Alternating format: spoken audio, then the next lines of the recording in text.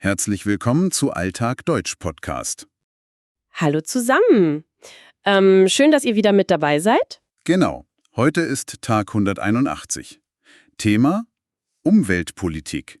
Wir lernen 15 wichtige Wörter für den Alltag. Ja, ein wirklich super spannendes Thema heute.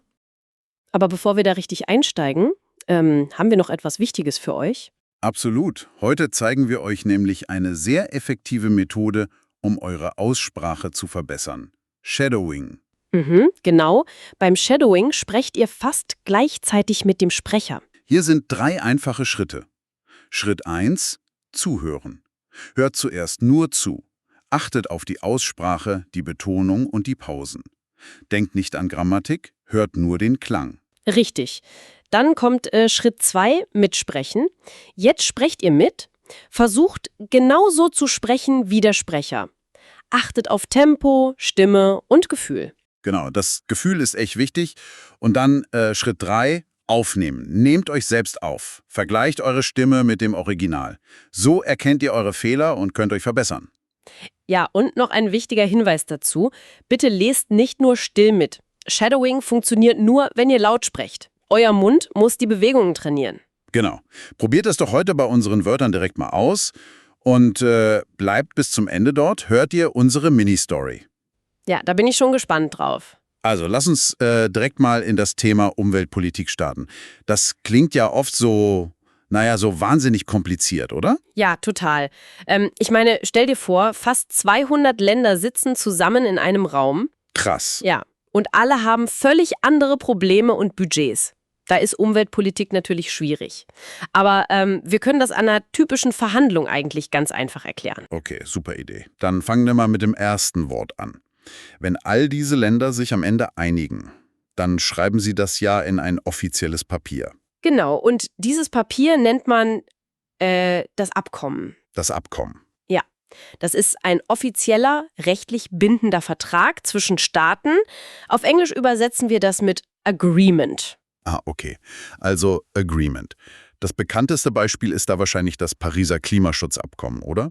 Das verpflichtet ja die Staaten, weniger CO2 zu produzieren. Exakt. Das ist dann ja wie so ein riesiges Versprechen unter Freunden, nur dass man es eben rechtlich halten muss. Richtig. Ja, schöner Vergleich.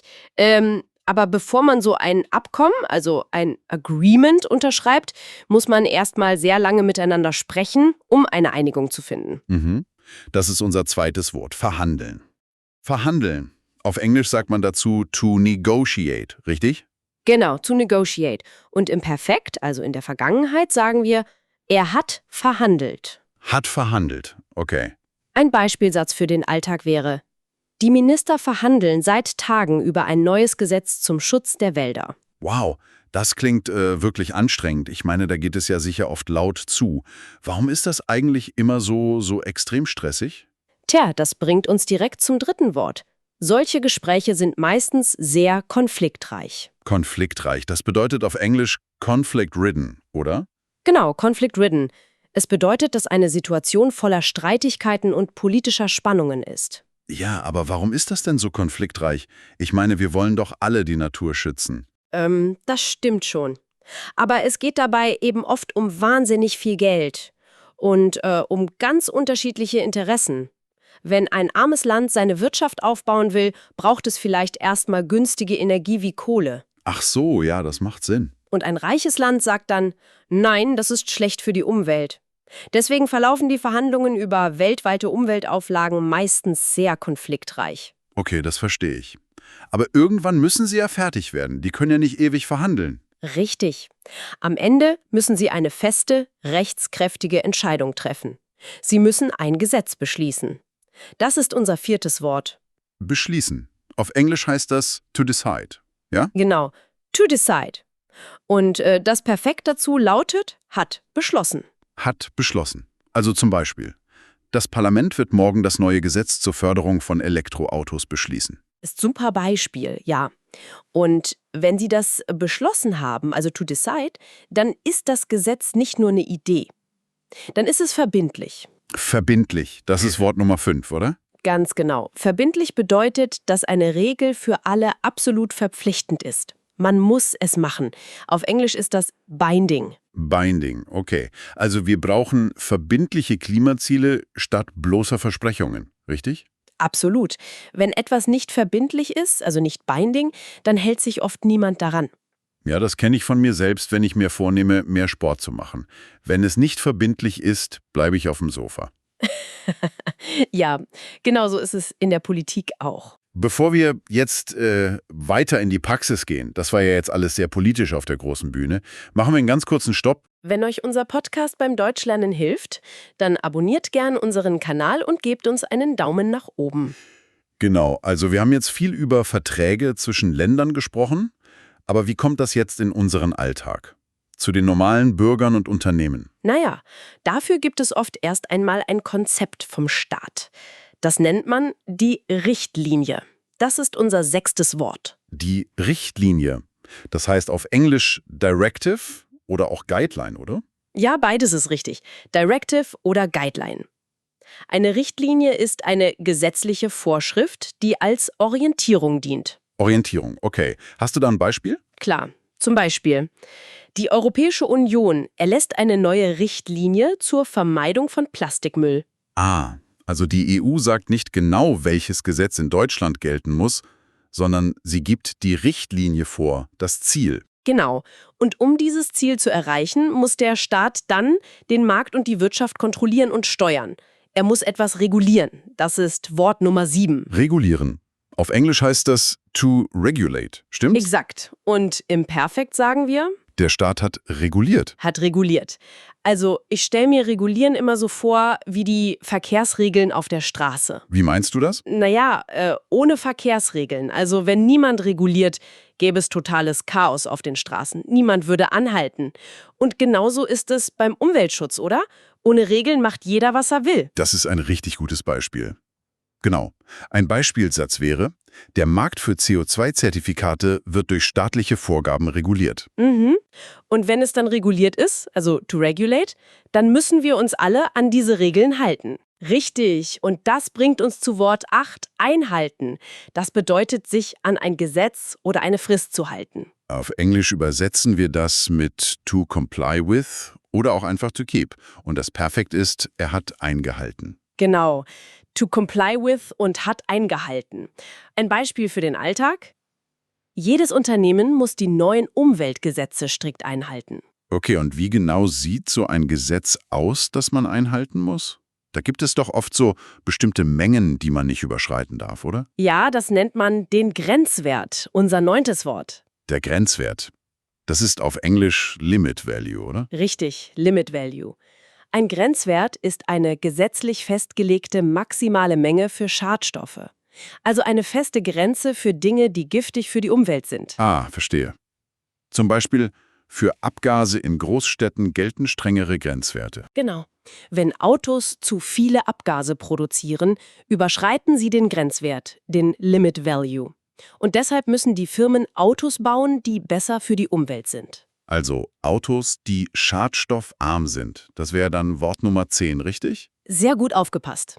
Ja, schadstoffarm. Das bedeutet, dass etwas so produziert ist, dass nur sehr wenige Gifte an die Umwelt abgegeben werden. Auf Englisch bedeutet das Low Emission, oder? Richtig, Low Emission. Ich meine, nicht nur Autos, auch andere Dinge im Alltag können schadstoffarm sein, oder? Absolut. Zum Beispiel, moderne Heizungssysteme arbeiten deutlich schadstoffärmer. Das ist ja auch extrem wichtig, weil wir ja unsere ganze Energieversorgung umbauen. Das nennt man doch in Deutschland immer, Die Energiewende, unser 11. Wort. die Energiewende. Auf Englisch ist das Energy Transition. Genau, das ist der Wechsel von fossilen Brennstoffen, also Kohle und Öl, zu grünen Energien. Ein Beispielsatz wäre dann, die Energiewende erfordert massive Investitionen in Windkraft. Ja, genau. Wir müssen unsere ganze Gesellschaft verändern für diese Energiewende, diese Energy Transition. Und wir brauchen dafür neue Energiequellen. Und zwar Energiequellen, die erneuerbar sind. Wort Nummer 12. Richtig, erneuerbar. Auf Englisch sagen wir renewable. Das sind Energiequellen, die sich von Natur aus regenerieren, also Sonne, Wind oder Wasser. Also Energie, die nie leer wird. Genau.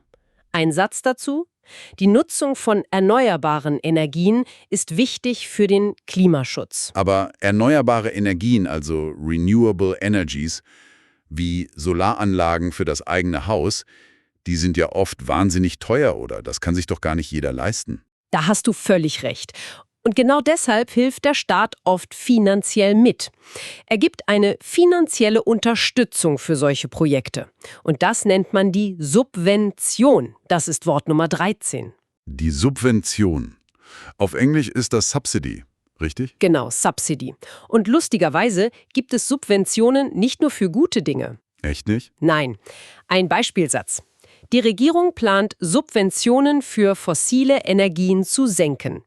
Der Staat hat nämlich früher auch oft Kohle mit einer Subvention unterstützt.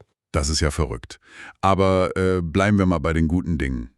Wenn der Staat so eine Subvention bezahlt, dann gibt es dafür auch ein Verb, oder? Ja, das 14. Wort lautet subventionieren. Auf Englisch to subsidize. Und im Perfekt sagen wir, er hat subventioniert. Exakt. To subsidize und hat subventioniert. Es bedeutet, ein Projekt mit staatlichem Geld finanziell zu unterstützen. Zum Beispiel: Der Staat sollte den Ausbau des öffentlichen Nahverkehrs stärker subventionieren. Weißt du, das klingt für mich so ein bisschen wie in meiner Kindheit. Das ist so, als ob mir meine Eltern Geld geben, damit ich Gemüse kaufe statt Schokolade. Ja. Das ist eine super Analogie. Genau das ist Subventionieren. Der Staat belohnt dich finanziell, wenn du die richtige Entscheidung triffst. Und die richtige Entscheidung ist in diesem Fall eine Entscheidung, die gut für die Umwelt ist. Richtig. Eine Entscheidung, die ökologisch ist. Und das ist unser 15. Wort. Ökologisch. Das heißt auf Englisch ecological, oder? Genau, ecological. Es betrifft die Umwelt und deren Schutz. Ein Beispielsatz wäre, die Partei fordert eine ökologische Steuerreform. Nicht mehr so abstrakt. Finde ich auch. Und genau deshalb kommen wir jetzt zu unserer versprochenen Mini-Story. Oh ja, darauf freue ich mich. Also liebe Zuhörer, hört jetzt genau hin. In dieser Geschichte kommen alle 15 Wörter vor. Schaut mal, ob ihr sie alle erkennen und verstehen könnt. Genau, quasi als kleiner Test für euch. Also, stellt euch vor, Lukas. Lukas ist ein ganz normaler Typ. Er möchte sein Leben gerne nachhaltiger und vor allem ökologisch gestalten. Mhm. Eines Morgens sitzt er in der Küche und hört im Radio von einem riesigen, neuen internationalen Abkommen. Ah, ein Abkommen zur Energiewende, richtig? Ganz genau. Ein Abkommen zur Energiewende. Die Reporter im Radio erzählen, dass die Politiker extrem konfliktreich miteinander verhandeln. Es gibt viel Streit. Ja, das ist ja oft so. Genau. Aber nach vielen langen Nächten können sie sich endlich einigen und beschließen etwas Wichtiges. Sie beschließen nämlich strenge neue Grenzwerte für Heizungen. Oh. Das klingt teuer für Hausbesitzer. Ja, Lukas denkt sich auch. Puh, diese neue Richtlinie klingt kompliziert und teuer. Denn diese neuen Regeln aus der Politik sind für alle Bürger absolut verbindlich. Er muss sich also daran halten. Richtig. Er sitzt da und weiß überhaupt nicht, wie er dieses neue Gesetz einhalten soll. Sein Haus ist alt und der Staat will den Heizungsmarkt ab sofort streng regulieren. Der Staat hat den Markt also reguliert. Und was macht Lukas jetzt? Er googelt ein bisschen und zum Glück liest er im Internet eine gute Nachricht. Der Staat fördert nämlich den Kauf einer neuen, schadstoffarmen Heizung durch eine ziemlich hohe Subvention. Ah, eine Subvention vom Staat. Genau. Die Regierung möchte nämlich erneuerbare Energien in Zukunft stark subventionieren. Sie wollen den Bürgern finanziell helfen. Das ist doch mal eine gute Nachricht für ihn. Ja? Mit dieser finanziellen Hilfe vom Staat kauft Lukas sich eine neue Solaranlage für sein Haus. So spart er jetzt jeden Tag Energie im Alltag und hilft der Umwelt. Ende der Geschichte. Eine richtig schöne Geschichte. Und sie zeigt super, wie all diese abstrakten Wörter, die wir gelernt haben, am Ende bei uns im Wohnzimmer oder im Keller ankommen. Genau das ist es. Und deshalb ist es auch so wichtig, diese Begriffe zu kennen. Absolut. Wir hoffen, ihr konntet der Story gut folgen und habt die Wörter alle verstanden. Schreibt eigene Sätze mit den neuen Wörtern in die Kommentare. Das ist eine super Übung für euch. Und abonniert den Kanal und gebt einen Daumen nach oben. Ja, das hilft uns wirklich sehr. Und bevor wir uns verabschieden, noch ein kleiner Ausblick. Morgen sprechen wir über Menschenrechte. Ein extrem wichtiges Thema. Vielen Dank fürs Zuhören. Bis morgen bei Alltag Deutsch Podcast. Tschüss und einen schönen Tag noch. Und nimm diesen Gedanken heute mal mit. Wenn der Staat Dinge wie Heizungen stark subventioniert, um ökologisch zu handeln, ist das eigentlich noch ein freier Markt? Oder ist das schon fast wie eine Erziehung der Bürger? Denk mal drüber nach.